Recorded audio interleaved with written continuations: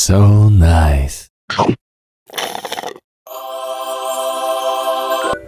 Alright. May na-discover na naman tayo mga kapulutan, ang Rufilitas Bake Shop. Matagal na daw silang nagbebenta online. Marami silang mga suki na nagre-request ng actual shop. Kaya andito tayo ngayon. Kaka-open lang nila last August 2025. Isa sa mga pinagmamalaki nila ang bibing cakes, ang original classic at ang ube bibing cake. Napakasarap nito mga kapulutan. Approve kay pulutan ng ina mo. Combination pala to ng bibingka at cheesecake. Made with cream cheese, real butter, fresh grated coconut and fresh coconut milk na minamarket daw nila daily para siguradong fresh na fresh. Nag-offer din sila dito ng coffee gaya nitong Bagulin Dulce. Galing pa yung beans from Bagulin, La Union. Isang upland municipality dito sa La Union. Gusto nyo ng medyo sweet na coffee? Try nyo to. Pagkatikim ko, akala ko nasa Bon Appetit ako eh. Freshly baked everyday ang mga breads dito. Pero yung personal favorite ko itong original pork floss na napaka-sweet, savory, and porky. Isa din sa pinagmamalaki nila ang milky queso roll. Tsura pa lang naman nakikita nyo, napaka-milky on the outside and cheesy inside kasi melted cheese yung gamit nila. Mahilig kasi ako sa gatas at keso kaya ito yung nagustuhan ko. O pulutan na ina mo, may gatas ka pa sa ping-ping mo. Bumili din ako ng pasalubong para matikman naman nila sa bahay. Paubos na nga yung mga tinda nila, buti may naabutan pa ako nitong Hopia at Argelianas, isa sa mga bestseller dito. Titikman ko na rin itong Kimut Pandesal. Open pala ang Rufilitas Bake Shop everyday from 7 AM hanggang 7 PM. Located sila sa Barangay 4, San Fernando City, La Union, Esonice Building, tapat ng Chowking Bayan. Suportahan din pala natin ang Rufilitas Bake Shop sa nalalapit na pagbubukas ng SM La Union this upcoming October 17. Bumili kayo ng bibing cakes, napaka-solid, napakasarap, wala na naman kaming masabi kundi